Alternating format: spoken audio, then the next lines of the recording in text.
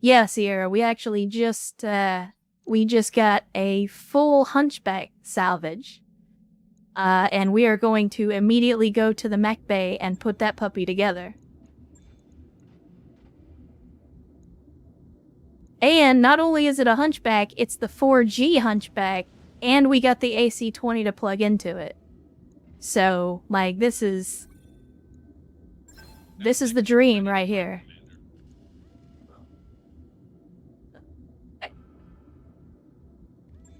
No, absolutely. I love talking about Lancer.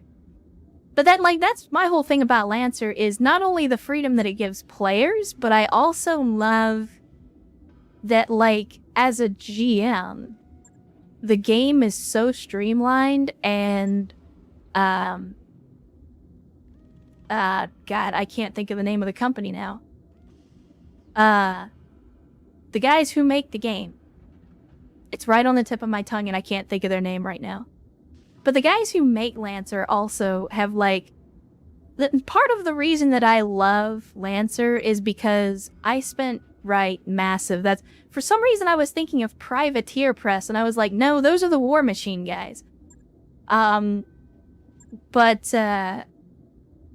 Like, as someone who has spent years and years and years GMing games of D&D, Shadowrun, I mean, we even ran Delta Green back in the day. I've run World of Darkness games before, but I'm like forever GM, right? I'm always the one that's running the campaigns. Nobody ever wants to run a campaign so I can play it. But for me, Lancer was the first system that I actually enjoyed GMing from start to finish. Because every system has its own little quirks, right? That kind of make it a pain to GM for. Like, you know, just as an example, with Shadowrun, it's like, well, I hope you brought your pickup truck full of dice. Because that's what we're going to be doing all night, is rolling dice by the pound. But it's one of those things where Lancer was the first system where I could sit down and actually enjoy GMing a game from start to finish without feeling like any part of it was annoying or tedious or anything like that. So I big props to Massive Press for what they managed to create. But yeah, I apologize for everybody that's not a Lancer nerd in chat, but I had to geek out a little bit because Lancer is easily my favorite tabletop setting. But anyway, yeah, we got this, we got the 4G Hunchback, which is the, I guess, the closest that you can get to the basic bitch 20, AC-20 version.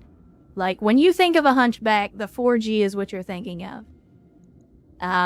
And I don't think we're gonna mess with anything on this guy. If anything, I might take out one bin of ammo and armor it up a little bit more. Because this is what? So the AC-20, oh no, that's right. The AC-20 is extremely small bins of ammo. Okay, so maybe that's not a great idea. I do want to give this Hunchback more armor, though. I mean, I guess we could do the really dumb thing and take the medium lasers off and just make this guy an AC-20 boat. Or we could go full swayback. Because I think, yeah, we got several different options here.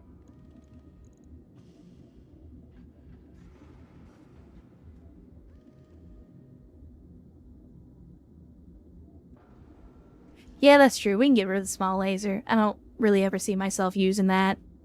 But yeah, Sierra, I know exactly what you mean, and it actually took me quite a while to find an in-person group to run Lancer with.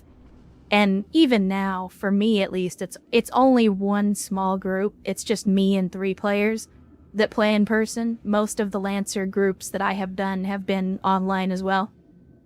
And it's a pretty niche title. Like, Lancer is, in certain circles, it's pretty popular, but like you're not gonna walk into your average game store and find many people that are gonna even know what Lancer is. Yeah, you can absolutely play Lance Wrong Way. And I mean, it's a tabletop game, so like any RPG, if you just get into like a Discord or one of the other RPG apps or something, you can absolutely play with other people. Plus they have the CompCon, which is, it's like a companion app that Massive Press designed specifically for use with their game. And it basically lets you do like digital character sheets and tracking all of your stats and everything from within the app. So like, even if you're playing remotely online with other people, all of you can have CompCon open and tracking everything, and I mean, it's super convenient. But let's see here. We're gonna monkey around a little bit with this hunchback and see what we can do. Because I know we need certain amounts of heat sinks, right? Like, we have to have heat sinks, but I don't think we have to have all of them. And as long as I'm not firing the medium lasers, then I don't see the need for a massive amount of heat sinks, if I'm being perfectly honest. And somebody's probably going to scream foul about that. But if I'm going to be focusing entirely on the AC-20, then I don't think we need a lot of heat dissipation. And that's going to give us a bunch of weight to play with. So let me see. What do we get in terms of ballistic weaponry?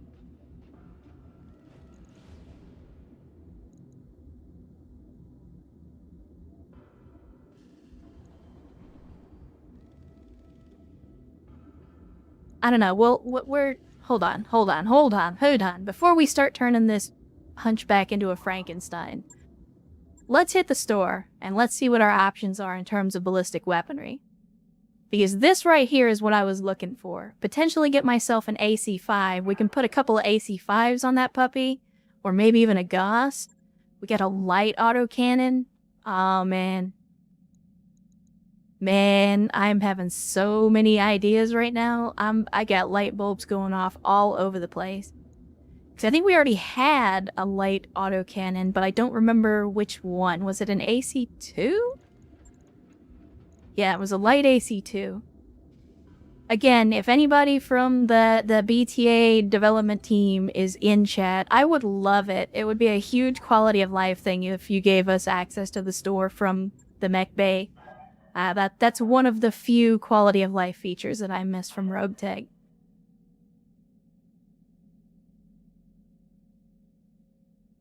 Yeah, that's what I was thinking, Sierra, is what I kind of want to do is I want to go double AC-10s or at least double AC-5s for right now, and we can strip out the lasers, strip out the heat sinks, and just focus entirely on ballistics.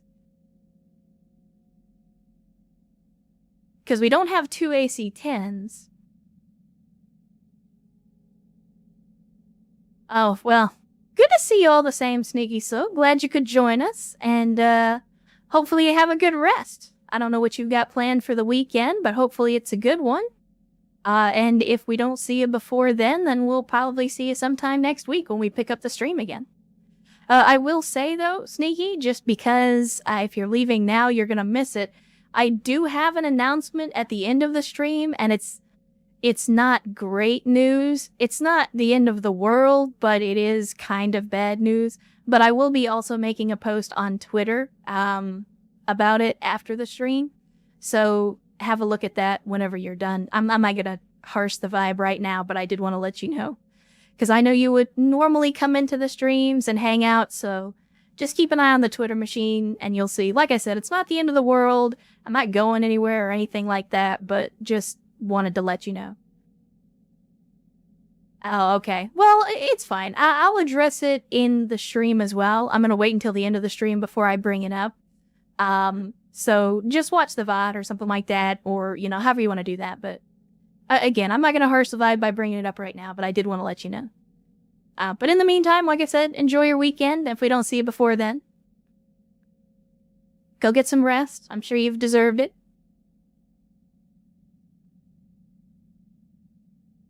That's okay.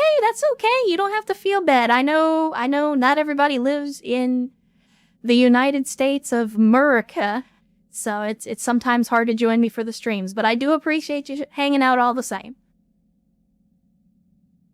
I think for right now, you know what? And Sierra, this is exactly what you and I are discussing here is like, let's talk about if we're gonna fuck up this hunchback, let's really fuck up this hunchback. Because rap with me for just a minute, alright? Tell me what you think. We take off the AC-20, we get rid of the ammo. And I'm just talking about what we currently have inventory to do. This is not the final form that I have planned for this hunchback, but hear me out. We cram a bunch of AC-2s into it and turn it into a sniper.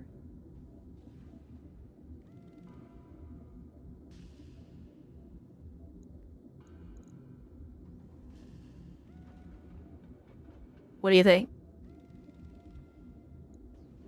Again, that's not my final decision on what we do with the hunchback, but just based on the equipment that we have available right now, that's something we could do right now. Okay.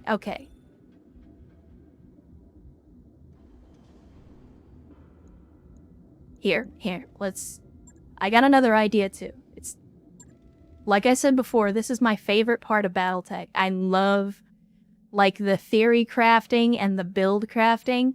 So we already have one AC-5. I say we buy this one. It's 110k. Let's make sure we got enough ammo. What do we get for AC-5 down here? Nothing. Okay, so we're just gonna have to go with whatever we have. That's okay. That's okay. It's not the end of the world. I'm thinking, because what I want to do, and this is something that I did in Mech Commander back in the day, was basically just take a hunchback and fill it with AC-2s and turn it into like the ultimate DACA machine. Just flinging shells across the map. High speed, high volume. No, what I'm thinking instead is we go AC-5, AC-5, right? Then we go AC-2, AC-2. Now that's a lot of tonnage. But if we ditch the heat sinks, we ditch the lasers, like we basically strip everything out of this thing. I don't think we can do it though. I think the AC-5s are too heavy. Damn it.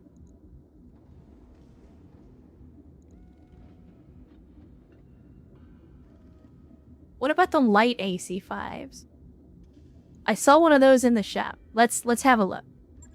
Again, I apologize for anybody that doesn't like this kind of stuff. I know everybody likes explosions. But this is absolutely my favorite part of BattleTech is like, let's see what kind of Frankenstein's monster we can put together. Okay, I shouldn't be wasting ammo, right? But there's two light AC-5s. Does a little bit less damage, has a little bit more recoil, but also weighs less. The only thing is, does it use different ammo or does it use AC-5 ammo? I don't know. And I don't think it says.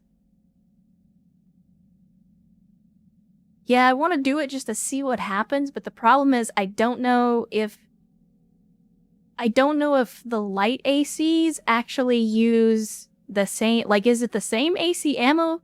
Like, okay, so I know in tabletop, light autocannons use the same ammo, but I don't know if that's the case in BTA. Because we only have one bin of AC-5 ammo currently, and there's none for sale on the store, so we wouldn't actually be able to take that much ammo into combat initially. But if the light ACs use their own ammo, then we basically have no ammo at all for it. And that's the only thing. Right, there you go. To the Google machine. Use the wiki. In the meantime, let's get in the mech bay here. Whoops, that's the wrong mech. We don't want to refit the Centurion. Not yet, anyway. We want to refit the Hunchback. Alright, so we know we're taking out the AC-20. I love an AC-20. We're going to ditch most of the heat sinks as well. If we're going to go full ballistic, then we're not going to need them. And I think no matter what we do, I think I want the AC2s.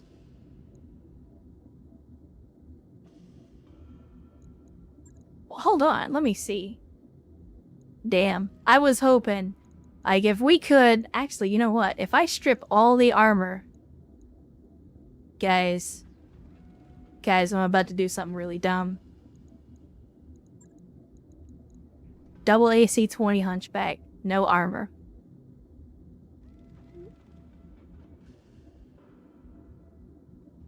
Well, hello again, Miguel. Yeah, we did. We actually just salvaged ourselves a 4G Hunchback, and we are now doing our best Frankenstein impression to see what we can do with it. Yeah, the only concern with this is going to be how much ammo can we actually put in. We can only put in... I mean, we could put in 2 bins of ammo and then put, like, the bare minimum of armor on this thing. Let's see, if I take off the heat sinks, like, remove all of the heat sinks. Well, that's not enough. We have to have some. But these don't count against our weight. They're just the required heat sinks. So... this gives us, at full alpha, effectively the same damage output as an Ultra AC-20, without actually having an Ultra AC-20. We could potentially upgrade these, though, once we get Ultra AC-20s. But yeah, potentially 200 damage. How much armor can we put on this? Like... where's... because I know if I hit max armor, it maxes everything, and I don't want to max the armor. But, like... if we just put, like, a bare minimum of armor on this thing, and it's probably going to get shredded in combat. Yeah, unfortunately, that's about as far as we can go with the armor. I don't think that's going to work, as much as I want to do it. The problem is, we're looking at... this thing is literally going to be wet toilet paper. Because we're going to have effectively no armor on any locations on this mech. So if we get hit at all, that's it. It's over. Because yeah, you're looking at, let's see, less than 100 armor on the entire mech. And that leaves the back completely exposed. Yeah, no, really, this is what happens when you put, like, 2 Ma Deuces on the back of on a frickin' Toyota Hilux and call it a day. As much as I like the idea, I don't think it's gonna work out for us. At least not in its current iteration. Well, you know what? Hold on, because we got Pharaoh. Hold on. We're not done yet. We're not done just yet. Hold on. We got Pharaoh. And I'm pretty sure we got like a Clan XL engine in here as well. Hold on. Hold on.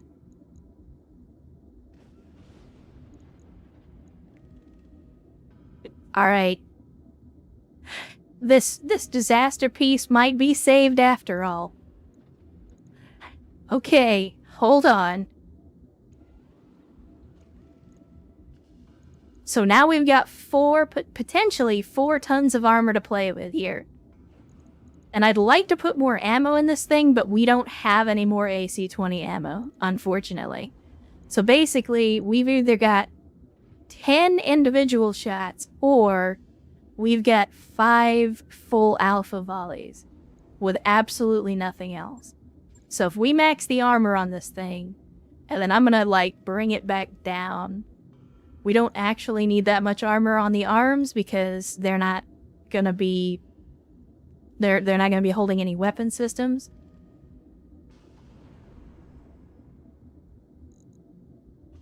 I mean, you're right, Miguel. But at the same time, there's a part of me that has to know. A part of me that has to explore the option. I just want to see if it's possible. Yeah, Like, this is about where I would want the armor to be for it to have any survivability at all. And even then, we're like 3.5 tons overweight. And that's with the XL engine and the Pharaoh. My body is telling me yes. No, I know, Sierra. I know.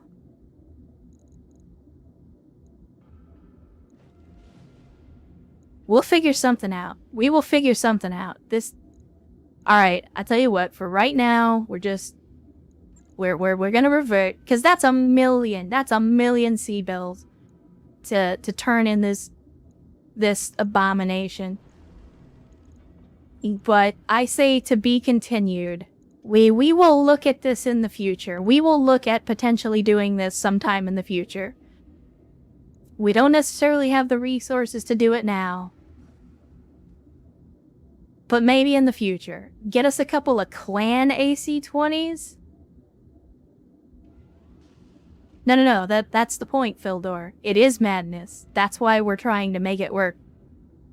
Because I am a crazy person, and that's what crazy people do.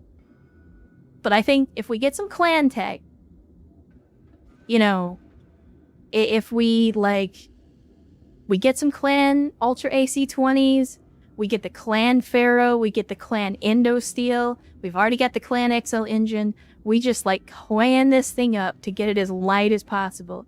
Like, it's possible, we can do this. We have to put in some work to get there.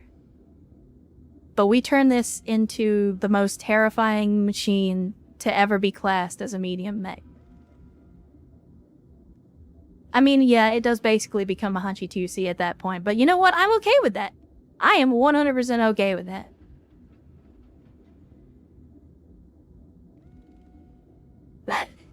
Don't pass out, Sneaky. Don't worry. The VOD will still be up for at least 7 days, so you don't have to hang around. We'll go ahead and we will leave the Hunchback as it is for now. It's still a perfectly tenable design. We're gonna have to get some better equipment before we start theory crafting. But I love that we finally got our hands on a Hunchback. This, in addition to the Centurion that we already got our hands on. I mean, I'm finally confident. With a Hunchback and a Centurion, I think we can finally retire this other Whitworth. I think it might be finally time to put the Whitworth in storage.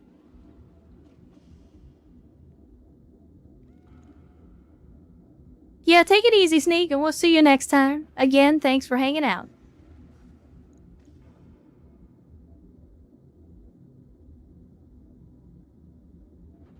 I mean, yeah, I've been ragging on the Whitworths, and I still hate Whitworths, okay? Don't get me wrong, I'm not gonna suddenly reverse my opinion on the Whitworth being one of the worst, if not the worst, mech in its weight class.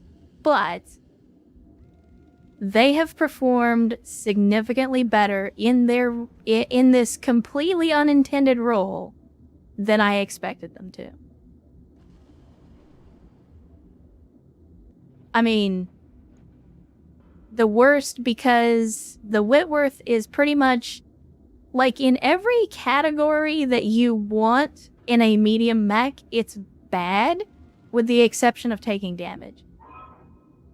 Like, it's undergunned for its weight class, it's slow for its weight class, it's not heavy enough to mount the kind of weaponry you want on a medium mech, like a Hunchback. It's not fast enough to keep up with lighter mechs like, you know, a Hollander or a Panther. Like, and I put this on the Twitter machine as well. Like, the only thing that the Whitworth really has going for it is that it can mount more armor than a typical medium mech. But that just means it's good at getting shot at, which is not a thing you want to be good at. But, you know, again, as I said, the Whitworths have performed admirably up until this point, but I think it's time that we finally retire. We have finally reached the point where we do not have to lean on a cane shaped like a Whitworth. I mean, yeah, and an atlas is an atlas. Alright, well we have been sitting here for almost an hour just dicking around with the hunchback, so I say it's time we actually get back into the thick of it and see if we might make some money and potentially salvage another mech. But first and foremost, we got people with experience. So let's make sure we get everybody leveled up. Waiting for orders. I await your command. Let's see. Game Master, I'm still gonna continue to save up for that next level of gunnery.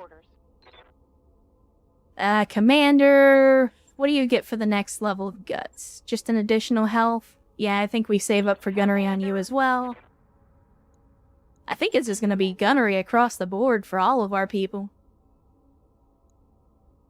Why did I go with guts on you, though? Oh, that's why. Because we had you in the Scorpion. Okay, got it. Probably wasn't my best move, but we'll go with it. Commander? Stu, of course, we want more gunnery, but not quite there yet. Waiting for orders. Same story here. We want more gunnery, but we can't get there yet. We can with Whiplash, but I think we still kind of want to go with tactics on Whiplash because he's just driving the APC. Gunnery's not super important because the tag is pretty accurate anyway. So yeah, I think as much experience as we got, we don't really have enough to actually level anybody up.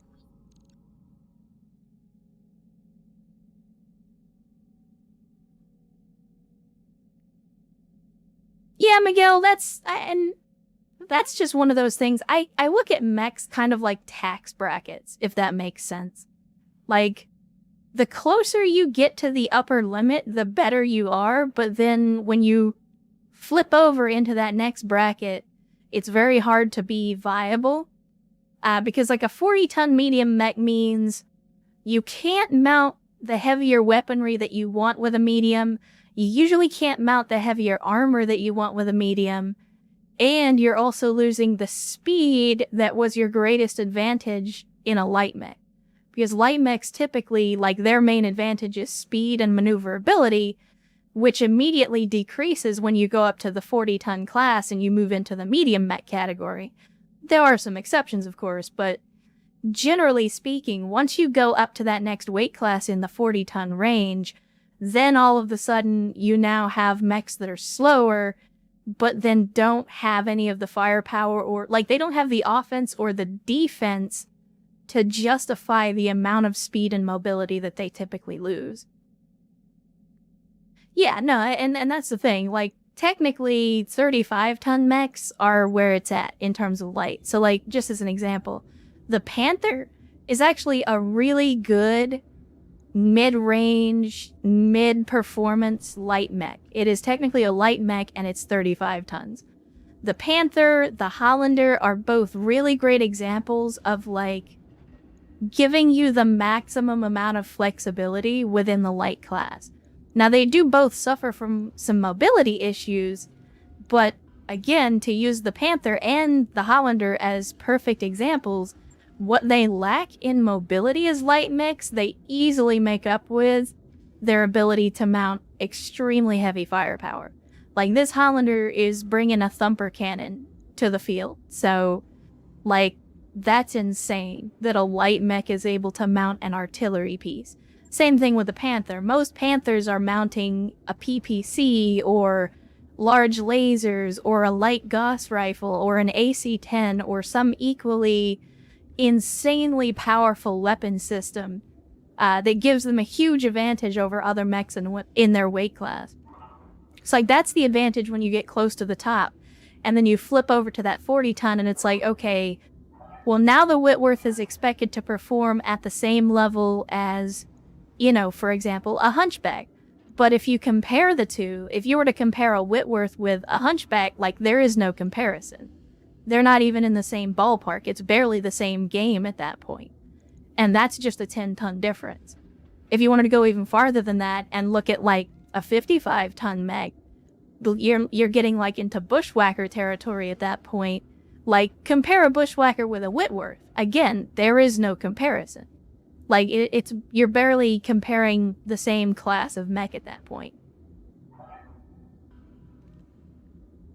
Yeah, the Whitworth is really built around the idea of long-range fire support, and I've said this several times in different streams, but part of the disadvantage and part of why the Whitworths were not very good is because we weren't able to use them as long-range fire support because we started with a trebuchet, a Toro, which is a long-range light mech that has a PPC and LRMs, and 2 Whitworths. Like, those were the 4 mechs that we started out with, and all of those mechs are long-range fire support. The problem is, you cannot put enough armor on a trebuchet to make it a good brawler. You can't put enough armor on a Panther to make it a good brawler. And so we, like, even though the Whitworths were not the best for the job, they were the best out of what we had available. So that's why, you know, now that we finally got our hands on a Centurion and a Hunchback, we now actually have good tonnage mechs that are actually good at the role that they're meant to fulfill, which is getting in close, taking damage, and giving it back.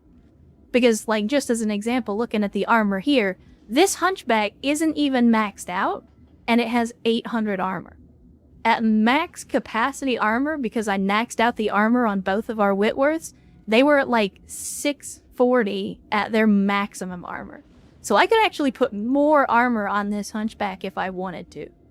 And again, that's part of what makes them good brawlers, is the ability to put all that extra defense on. Good evening, Stu. You caught me in the middle of a rant about the tonnage versus weight class versus weapons, offense and defense, but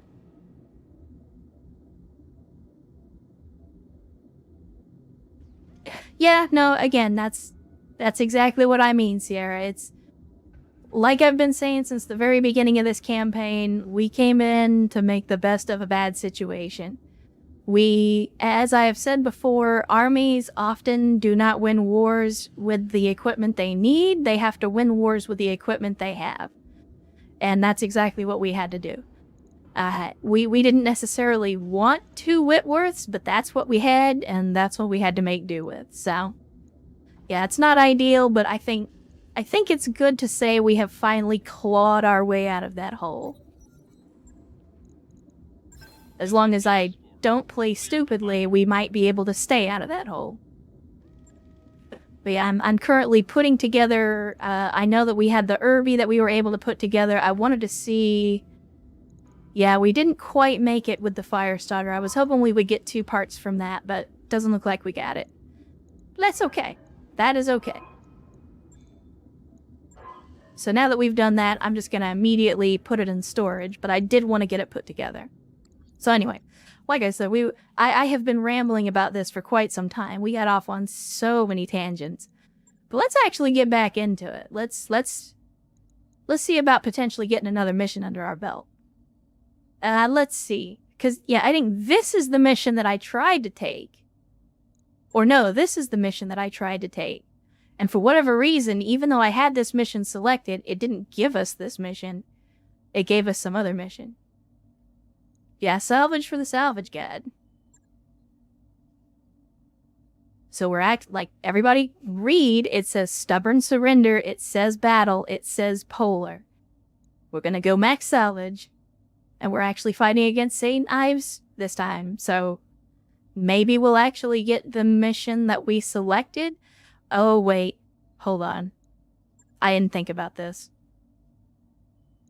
I just realized that we had a boo-boo last mission with the commander. And honestly, I think we got a financial report in 15 days. I think we just go ahead and fast forward and try to get our people off the medical beds and back into the pilot seats. I've got the financial report.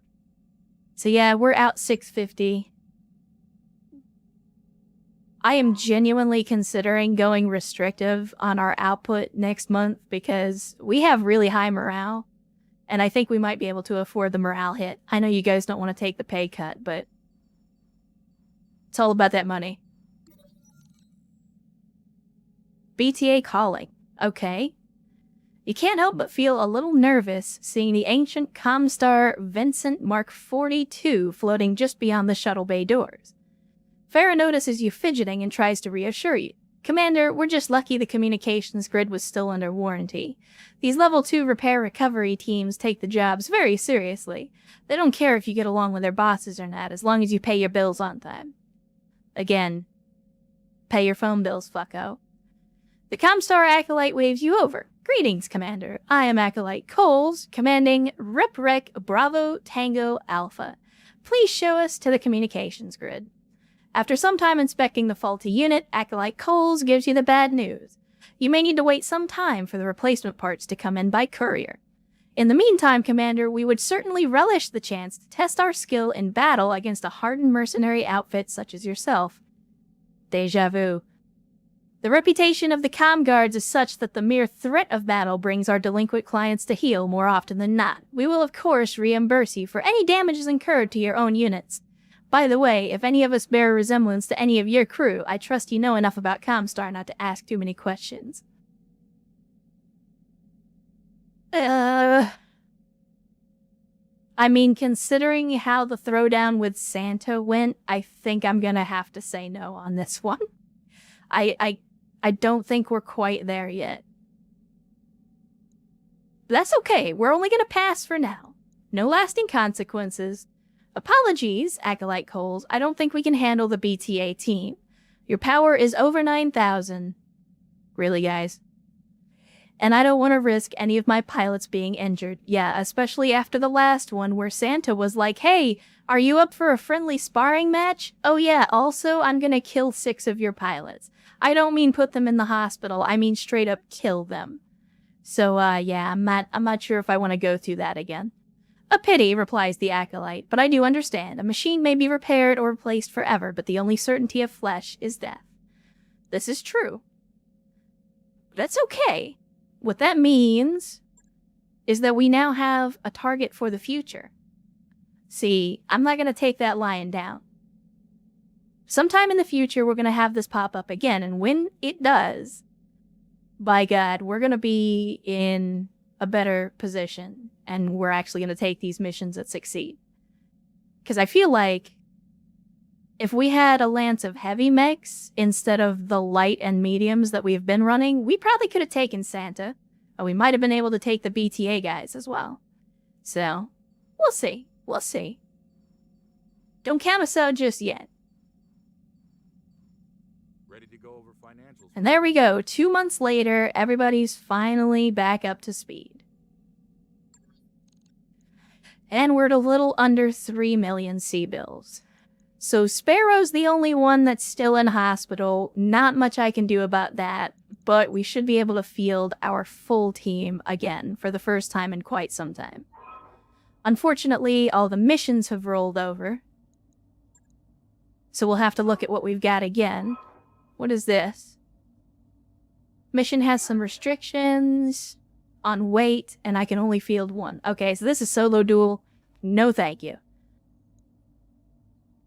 Because every time they say, oh, don't worry, it's a solo duel, and then you get in there, like, 3 more people show up, and they're like, hey, by the way, this is a 4v1 now. Hope you were ready for that. Kringle's Killers is still here. We're not in any kind of position to take that out. But what do we got here? We got Clean Out the Mercs, Battle in the Desert, 869k, with potentially 15 pieces of salvage. I think we can handle it. Or, I think we can give it a shot. What are the other ones? We got a solo duel, we got a battle in a polar environment. Roughly the same, but we're working for the Capellans instead. So here we're going to be fighting against Comstar, here we're fighting against other mercenaries. Honestly, I say we take on the mercenaries, because we did Comstar last time, and they put us up against 18 light mechs. So,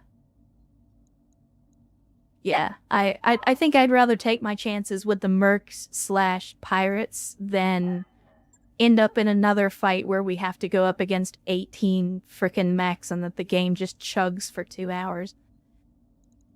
Alright, well, we got ourselves a hunchback. We're gonna go ahead and field it. Because we're getting rid of the Whitworth that Sundance has been piloting since the very beginning of the campaign, she is gonna be the lucky recipient of the new hunchback. And let's go over to our vehicle lance. We can now bring in the Scorpion. And we will put Carrick in the Scorpion. Actually, hold on, let me see. Quagmire was the one that was originally in there, right? Yeah. Show me the tooltip. Yeah, let's switch these around. Because Carrick is already largely accustomed to the Galleon. She just needs one more mission in the Galleon. And Quagmire was putting more work into the Scorpion. So there we go. And then last but not least, we'll get our battle armor on the field again for the first time in several missions. And let us get them mounted up on... Oh, that's right. I forgot. We had the battle armor on there on the Whitworths, which we just put away. Yeah, Mercs could have anything, and that's kind of what I'm betting on, is I'm hoping, like, I know what we're going to be dealing with Comstar. I have no idea what we're going to be dealing with Mercs, and I'm hoping that we might find another mech worth salvaging. That's the hope, at least. But yeah, let me back out real quick because I forgot about the battle armor handholds. Which I think, honestly, the Centurion's gonna be the best fit for that because it is very fast for its tonnage. So that's gonna put us, what, half a ton overweight? So where do we lose half a ton? Honestly, I think we can lose one of the light gauze because that's still 16 rounds worth of ammo. And then we can actually use that half ton to put even more armor on, which I don't think is ever going to be a bad thing. More armor is always mo better.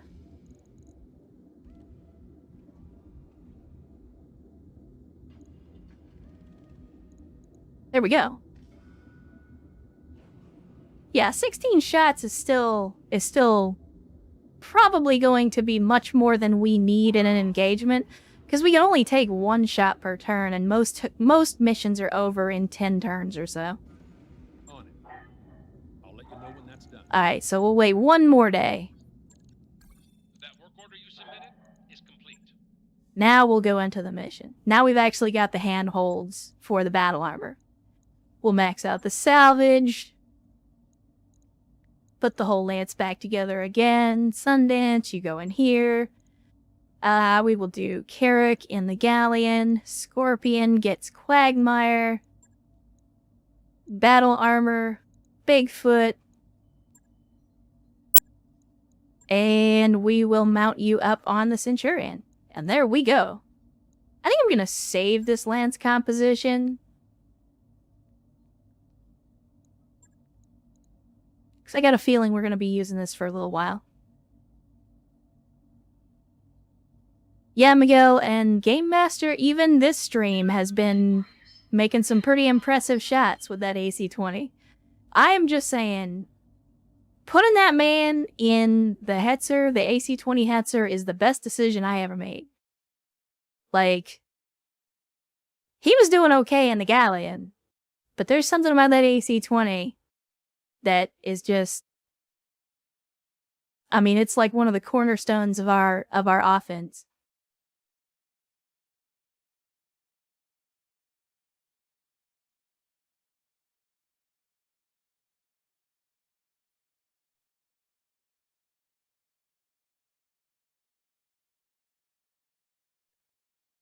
Well, we'll see what we're up against here. Hopefully it's nothing crazy. But again, it's Mercs. It could be anything. It could be another repeat of the Santa situation for all we know.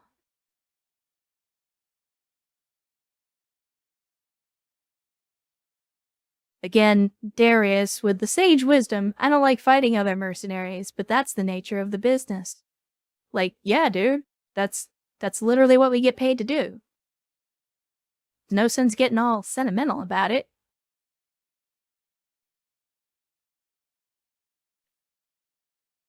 I mean, Sierra, if you were here for the last stream, I think you were. And you already know my feelings about the squared circle and those who enter it. If I had a charger, I would use a charger. It probably wouldn't be very good, but I would have a lot of fun with it. Command interface initiated. We are facing professionals, so we should expect well-armed and disciplined opposition. Believe it when I see it. Picked up comm signals from this region, so that's where we should start looking. Well, I mean, we can clearly see 2 mechs there already. Oh, he's using the F word. That's not nice.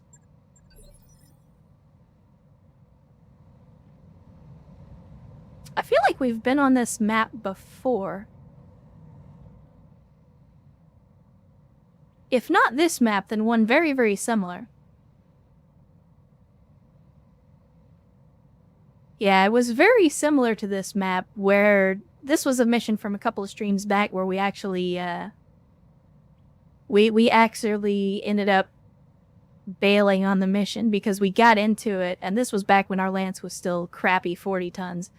And then, like, the whole field was just, like, 12 mechs, and they were all 50, 55, 60, 70-ton mechs, and I was like, nope, we're gonna die. Alright, who's up next? Bigfoot, who is not gonna be able to do much for a little while, so we will brace up. Alright, but I'm ready to go. And then next up is gonna be Quagmire with the Scorpion. We got a 55-ton mech? No way to get visual. Well, no way to get visual without exposing ourselves. Phrasing. Why can we only see them from those two? Like, what is the deal with the terrain that we can only see this enemy from these 2 spots? Or 3 spots? 4 spots? Okay, it turns out I don't know what I'm talking about. Never mind. I think we move here. And, oh, primitive Shadowhawk. Alright. AC5 prototype and a medium laser. So far, not off to a great start in terms of what the mechs are, or I'm sorry, what the mercs are bringing to the table. I'm not gonna bother wasting any ammo on him, because he's got the spawn evasion. Yeah, I was hoping for something a little bit better than that. Although, worst case scenario, a primitive Shadowhawk would still be worth selling. Galleon, we already know, is gonna be nice and fast, so let's, we'll just run you off into the woods here. Use you for scouting like we normally do. Yeah. And right away, we got our Panther. I'll go ahead and put you up here. We're gonna keep the Panther on the high ground. Ozark's actually got really good gunnery. I think we do the same thing with Stew Going turbo. and their artillery. 30% chance on HE Thumper actually isn't that bad. I think we take the shot anyway. Because with splash damage, we could still potentially put some hurt on them early. So even though their evasion is high, Got it. we can still potentially do some decent damage. Yeah, we got some good damage on them.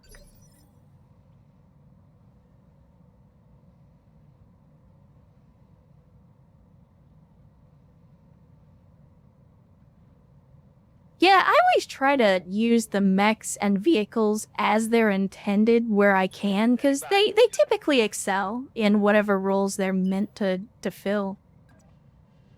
I think we gotta put Game Master on the high ground and give him an AC-20 shot, and since he already has a penchant for making insane shots. I think, you know, 30% is good enough for Game Master. Welcome to my Alpha Strike. I shouldn't have said anything.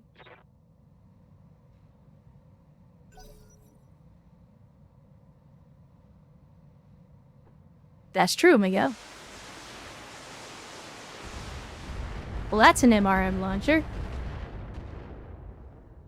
Either that or somebody just unloaded a bunch of rocket launchers at us. Yup. I think I'm gonna reserve the APC. So the reason I'm reserving the APC is because this is actually a very narrow little strip to get down. And I don't want to put the APC in there and potentially block our people, since the APC is very slow. So I'm going to reserve him until we can actually get our mechs down the hill. Some of them, anyway. Oh, well, maybe that's not as necessary as I thought, because apparently he's going to come up and say hello.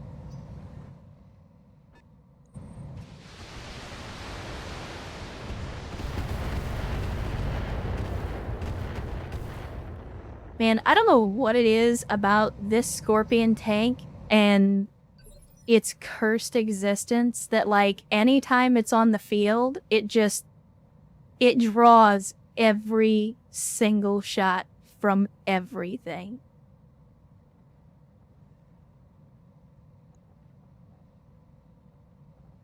What's up, boss? Like, enemies just have a hate boner for this Scorpion tank. Aye, aye.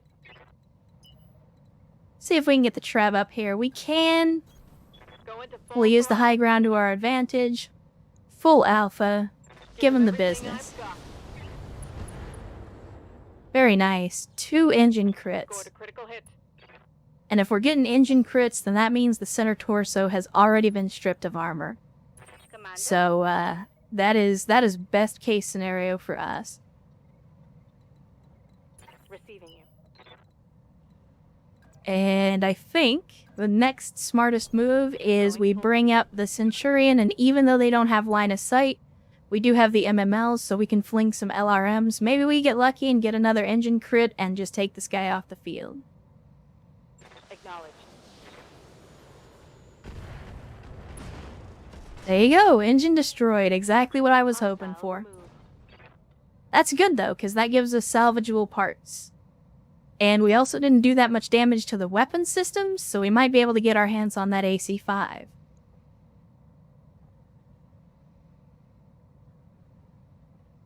Standing by. Now, we'll take the Hunchback, and Copy that, that's... Commander. I just realized the thing that I wanted to do with this Hunchback. I want to take this thing and turn it into a hot rod. Instead of focusing on putting a bunch of, like, big guns in it, like, I'm good with the AC-20 that it has, but I think it starts with, like, a 200 engine core. What happens if we throw a 300 in it? And then give it, like, mask? Just turn this thing into, like, a marathon sprinter, so that they just charge across the map immediately, like, turn 1, put the barrel of the AC-20 up to their face and pull the trigger. Like, it's not quite melee, but it's close enough. Confirmed. Alright, now that we've moved everybody, we can go ahead and bring the APC down.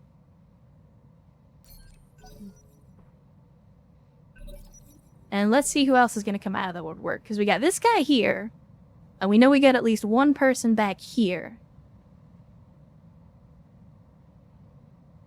Yeah, everything you know about a Hunchback tells you no, but... And better yet, if I remember right, Vent and eat. the Hunchback has, like, a fire paint job. Which, if you're gonna do that, you have to put a fire paint job on it. Commander. I don't make the rules. I'm just here to enforce them. Let's see, where can we go? You know what? We're not gonna move you yet. We're gonna reserve. Reserve. Since they want to take shots at you every single turn, let's, Double time. Let's go. let's get a little scanning information. Alright, so we got a Centurion. I don't remember what these guys were because we didn't get a good enough look at them. But I'm going to go out on a limb and guess that this is probably the majority of what we're looking at in terms of opposition. There may be one or two more enemies back here in the fog of war, but this is probably the majority of what we're dealing with. Unfortunately, Carrick doesn't have very good tactics, so we don't know exactly what these are, but that's okay. Roger that. Take a random shot. Not that I expect a medium laser to do a whole lot to a Centurion, but... Orders. Speaking of, before we get too much in depth here, what are we looking at? We're looking... Oh, okay. Sniper cannon is not great news. But otherwise, just a couple medium lasers aren't a huge threat. I mean, let's be honest. Waiting on you, Commander. The Scorpion's gonna get blown up no matter what. Like, no matter what I do, the Scorpion's gonna get blown up. I'm gonna try as hard as I can to stop that from happening, but statistically, it's not gonna happen. So move right here, Confirmed. and that immediately gives us a beautiful shot. This is what, like, Ozark, I did not intend to have, such high gunnery on Ozark, but I'm really glad she does, because then we get stuff like this. 99% chance to hit. I mean, we are shooting at a Centurion with basically no evasion as well. That helps. Here we go. But being able to put that kind of damage reliably downrange is beautiful. I love it. What can I do for you? And of course, still, we're going to immediately take the shot, and we're going to switch over to the shaped charge so that we're not wasting our HE rounds. And we hit our mans again. I was hoping we could panic him so he'd eject, because his panic level is critical currently. So, like, I think if we get one more good hit on this guy, we might actually get him to punch out. So, we will move... Let's see, if I go here... What are our chances? We got 93%. 85%. Wow. That accuracy falls off quick. Okay, well, we'll go here. We'll take the 93% chance, and we will take a shot. And I'm hoping that these shots will cause him to punch, because, yeah, his panic level is currently red. Like, he is freaking out. Locking in all weapon systems. Now? I guess it's because we didn't punch through the armor. I'm your spaniel. Dang it. Why can you not get any farther down the hill, Game Master? What's the problem? Well, it's whatever. Oh, rough terrain, that's why. I couldn't see that.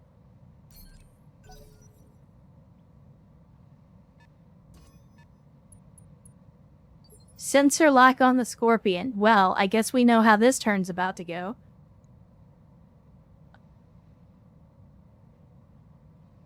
$50 says that this Scorpion is dead before we get to the next turn.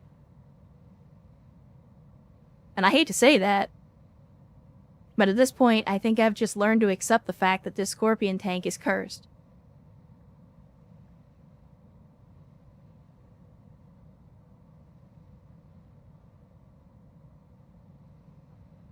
What are your orders, Skipper? Let's see. And get down here. Do we actually have a shot? So we got a medium laser and a tag. If I stay here and have a little elevation, yeah, I think it's worth it. Taking it. For a little bit of extra accuracy, I think it's worth it. What you got? We hit him with the tag. Very nice. I mean, to be fair, no matter how many times that Scorpion tank gets blown up, not only did we keep it... There you go. You can set your watch by it. But not only does the tank always get rebuilt, the pilots always seem to survive as well. And again, pilot survived. They exist just long enough to fire 1 or 2 shots and then get blown up. Commander. Which is not ideal. On my way. Double time. Like, we have an APC with machine guns that has higher survivability than a main battle tank. I mean, at this point, I'd be more surprised if they have any limbs left, considering how many times, like, Quagmire alone has been blown up in that Scorpion tank.